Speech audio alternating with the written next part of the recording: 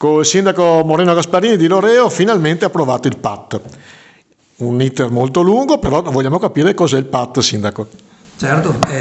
PAT è acronimo di Piano Attuativo Territoriale, che è uno strumento urbanistico che oggi dà la possibilità di aggiustare e sistemare tutto quello che è l'aspetto urbanistico proprio di un territorio come quello di Loreo, ma comunque come altri comuni, che viene da un processo legislativo dove il legislatore è passato da normare le strutture urbanistiche con il vecchio PRG, attualmente oggi si chiama PAT, che è questo piano attuativo territorio, per poi arrivare al piano di interventi, perché ora alla fine l'obiettivo principale è quello di dire bene, adesso abbiamo lo strumento che si chiama PAT, ma lo strumento PAT deve servire poi a redigere il piano degli interventi che viene firmato dal sindaco in virtù di quelle che sono le possibilità di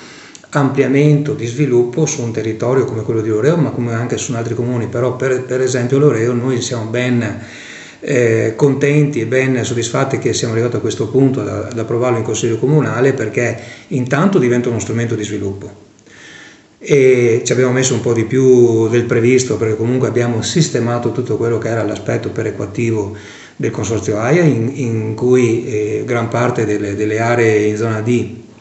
l'area industriale dell'AIA era sotto il comune di Loreo, quindi abbiamo dovuto riformularlo diverse volte per non togliere la possibilità alle aziende che si vogliono sviluppare nel consorzio AIA di poterlo fare. Quindi è uno sviluppo ottimo per quello che può essere nuove lottizzazioni, nuovi interventi e nuovi sviluppi territoriali che sono finalizzati anche a un incentivo chi viene da fuori per poter dire investo su Loreo perché ci sono le condizioni. Ecco, noi stiamo facendo vedere la cartina di questo appunto PAT ormai definitivo. Ci vuole spiegare i simboli? Per esempio abbiamo dei territori in verde, dei territori in blu e dei territori in viola. I territori in verde sono territori di zone protette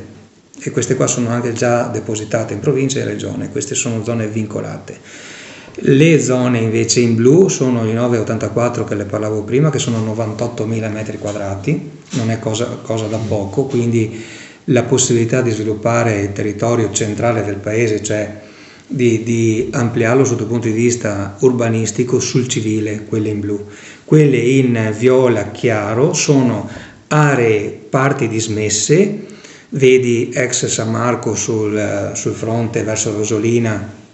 dove c'era nel passato un'acciaieria, e